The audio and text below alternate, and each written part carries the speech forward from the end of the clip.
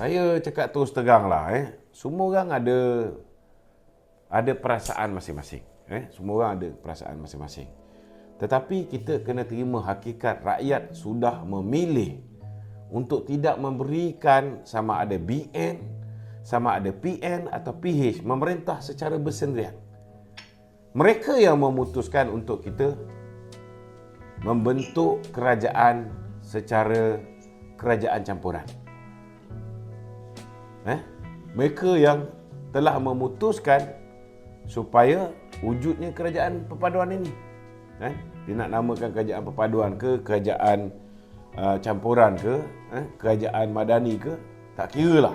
Persoalan dia, musuh-musuh politik terpaksa berpakat supaya ada kerajaan dan ada pembangkang. Kalau tidak, kita kena buat pilihan raya semula. Nak buat pilihan raya semula, tuan-tuan kena faham bahawa negara kena belanjakan lagi duit. Dalam keadaan hari ini, duit-duit yang kita belanjakan untuk kempen politik itu sepatutnya digunakan untuk jaga rakyat yang terkesan akibat banjir, yang terkesan akibat PKP berterusan dulu. Sampai hari ini masih tak selesai masalah dia orang ni. Sepatutnya duit negara ini dibelanjakan untuk selesaikan masalah rakyat terlebih dahulu. Untuk mengukuhkan kedudukan ekonomi kita. Untuk mengukuhkan kedudukan hubungan antara bangsa kita dengan negara-negara jiran dan sebagainya. Ini sepatutnya fokus untuk memastikan bahawa investor-investor ataupun pelabur-pelabur lebih yakin dengan negara kita, masuk balik ke negara ini, melabur ke negara ini. Itu fokus yang patut diberikan. Tapi hari ini, bila usaha untuk meruntuhkan kerajaan yang sudah pun ditubuhkan secara rasmi dengan sokongan 2/3 majoriti, masih lagi dilakukan oleh pihak-pihak tertentu, maka akhirnya kita kena terima hakikat. Kerajaan mungkin lari fokus. Walaupun kita lihat Datuk Seri Anwar Ibrahim, Datuk Seri Zahid, mereka fokus dalam menjalankan tugas-tugas dia sebagai Menteri Kabinet, Perdana Menteri, Timbalan Perdana Menteri dan Menteri-Menteri Kabinet lain pun nampak performance mereka, Alhamdulillah, memang fokus. Tetapi kalau terus-menerus diganggu begini, kemungkinan besar mereka juga akan jadi macam kerajaan Muhyiddin Yassin yang hanya mempunyai 114 kursi. Yang risau takut hilang kedudukannya. Nasib baiklah kerajaan Datuk Seri Anwar ni ada 148. Kalau UMNO 30 orang ni tarik diri, BN tarik diri pun, mereka masih ada 118. Kerajaan masih berdiri teguh. Tetapi bukankah lebih baik semua orang sedar bahawa hari ini fokus ialah kena jaga rakyat. Kena selesaikan masalah kos sara hidup.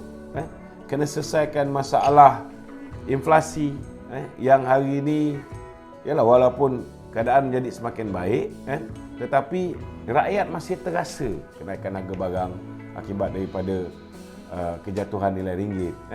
Kena ingat kita punya nilai ringgit bila Datuk Seri Anwar Ibrahim menjadi Perdana Menteri, nilai ringgit kita mencanak, mengukuh. Bursa saham Kuala Lumpur mengukuh. Tetapi bila Haji Hadi cerita bahawa memang ada usaha nak menjatuhkan kerajaan, hari ini memang ada atap yang bocor, terus jatuh bursa saham Kuala Lumpur. Dan mata wang kita pun terkesan juga. Walaupun ada faktor-faktor lain yang menyebabkan mata wang kita terkesan. Tetapi kalau kita tidak melakukan sabotaj terhadap ekonomi kita, seperti mana yang dilakukan oleh Haji Hadi, oleh Muhyiddin and the gang, oleh Mahathir and the gang, maka sudah pasti proses memulihkan negara ini akan lebih cepat kita capai. It's not going to be easy. It's going to take quite some time. Mungkin berbelas tahun nak selesaikan. Bukan senang tuan-tuan. Datuk Najib tinggalkan negara ni 686.8 bilion. Hutang negara baru 50.8% berbanding dengan GDP kita. Hari ni hutang negara dah lebih kurang 1.5 trilion. More than double. Ingat Datuk Seri Anwar Ibrahim boleh selesaikan sekelip mata? No way. Bukan senang. Tetapi kalau semua orang memainkan peranan, membantu, bukan nak menjahanamkan lagi negara, insya-Allah kita akan selesaikan masalah itu dengan kadar yang lebih cepat. Okey? Ya. Okey. Soalan kedua saya, dalam perhimpunan agung UMNO baru-baru ni juga, Okey. Ketua Pemuda Dr. Ahmad Saleh telah mengeluarkan kenyataan yang DAP seharusnya meminta maaf kepada ahli-ahli UMNO dan ahli-ahli UMNO yang terkesan dengan perbuatan mereka yang terdahulu lah. Okey, dan ada satu tak lama lepas tu Presiden kita dia mengeluarkan kenyataan pula, DAP tak payah minta maaf. Ini Datuk, pada pendapat saya lah, ini akan menimbulkan sedikit kekeliruan di ahli-ahli bawah yang mula nak terima pimpinan kerajaan perpaduan ni, dan kat bawah ni yang ahli-ahli baru ni akan merasa keliru dekat situ. So kita patut terima DAP ni ke ataupun kita kena lawan DAP ni? Dekat situ masih bermain lagi Datuk. Okey, dia macam ni lah. Saya rasa saya nak minta maaf lah bagi pihak adik saya ni. Adik saya ni pernah jadi ketua pemuda bahagian satu penggal, lepas tu dia tu jadi exco. Dia terus jadi ketua pemuda Malaysia dari segi selok-belok politik ni sebenarnya saya rasa banyak benda yang dia masih perlu belajar lagi lah. Jadi saya minta maaf lah kalau siapa yang terkecil hati dengan kenyataan yang dikeluarkan oleh ketua pemuda kita ni. Bagi saya, seperti mana yang Presiden UMNO nasihatkan, kita sekarang ni sudah membentuk sebuah kerajaan dengan rakan-rakan Pakatan Harapan. Tak kira lah dia parti mana. Parti Bersatu ke, parti PKR ke, parti Amanah ke, parti DAP ke. Kita dulu memang ada benda yang kita tak senang dengan DAP, tak senang dengan kenyataan dia. Sama juga PKR, sama juga Amanah. Tetapi hari ini kita sudah duduk di dalam sebuah kerajaan secara bersama. Dan kita dah bersetuju, malah saya sebagai ketua Sekretariat Media Perpaduan ini, kita dah bersetuju bahawa kita kena move on dengan meletak ke tepi segala bentuk perbezaan kita. Meletak ke tepi segala benda yang kita tak setuju dengan kawan-kawan DAP, PKR dan juga Amanah. Letak tepi. Dan kita pun mengharapkan kawan-kawan PKR, kawan-kawan DAP, kawan-kawan Amanah juga letak tepi apa yang dia tak setuju tentang kita.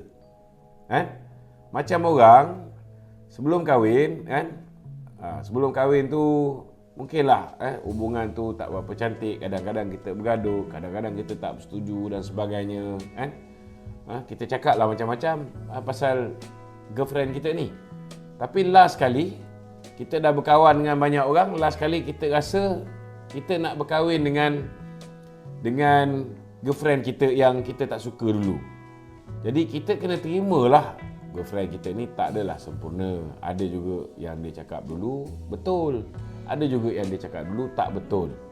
Tapi kalau kita dah buat keputusan, kita dah dirikan rumah tangga dengan dia, kita bentuk kerajaan dengan dia, takkanlah bila time kita dah bentuk kerajaan dengan dia, kita masih lagi nak ungkit tentang benda-benda lepas yang dia cakap pasal kita. Benda-benda lepas yang kita rasa kita tak puas hati, tak setuju dengan apa yang dia buat. Jadi ini akan menyebabkan rumah tangga kita akan kembali kucar kacir. Ini kena faham. Jadi saranan daripada Yang Amat Berhormat Presiden UMNO, supaya semua pihak di dalam parti kita UMNO menghormati kerjasama di dalam kerajaan perpaduan ini. Maknanya bila kita mengeluarkan kenyataan-kenyataan kita berhati-hatilah. Berhati-hatilah. Okey, boleh jelas Ya, okey. Terima kasih. Ada soalan lain? Soalan netizen. Okey.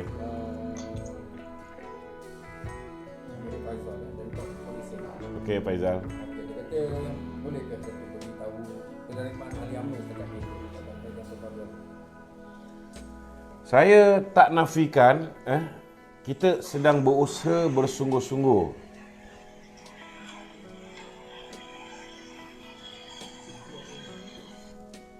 Kita sedang berusaha bersungguh-sungguh untuk pastikan bahawa ahli-ahli UMNO boleh menerima rakan-rakan di dalam kerajaan perpaduan. Tak kiralah parti mana pun. Kan? Saya rasa ini bukan masanya kita nak rasa geli untuk sebut DAP, nak rasa geli untuk sebut PKR, nak rasa geli untuk sebut Amanah. This is not the time anymore. We only have less than 2 months to face this coming PRN, kan? Kita tak boleh lagi dah. Sekarang ni kita dah patutnya mood kita ni memantapkan lagi kerjasama. Bukan takut-takut nak sebut DAP, nak sebut PKR, nak sebut Amanah. Dan sama juga, kita juga mengharapkan kawan-kawan DAP, kawan-kawan Amanah, kawan-kawan PKR juga tak rasa malu untuk sebut UMNO, tak rasa malu untuk sebut BN. This is way forward. Kalau kita nak kerjasama ini betul-betul intact, kita kena bersedia. Dan memang orang pun, kalau pun kita cakap, kita kena cerita pasal apa, kita kerjasama dengan kata orang tu, dengan Pakatan Harapan saja. Kita tak boleh kata kita tak kerjasama dengan DAP. Kau nak tipu siapa ni? Ini tahun 2022 tau. Rakyat Malaysia ni bukan bengap tau. Kita kena mengakui kita kerjasama dengan semua 19 parti komponen yang membentuk kerajaan perpaduan. Tak ada apa yang perlu kita malukan. Kalau kita sebagai pemimpin masih rasa malu nak mengakui bahawa we are together dalam sebuah pasukan, kita akan bermasalah dalam pilihan raya akan datang. Dan kita tak ada banyak masa. Kita kena menserasikan diri kita untuk menerima hakikat ini. Kalau kita sebagai pimpinan pun tak serasi lagi, tak boleh terima lagi hakikat ini, macam mana kaum B nak ikut? Ini kita kena faham, kita kena faham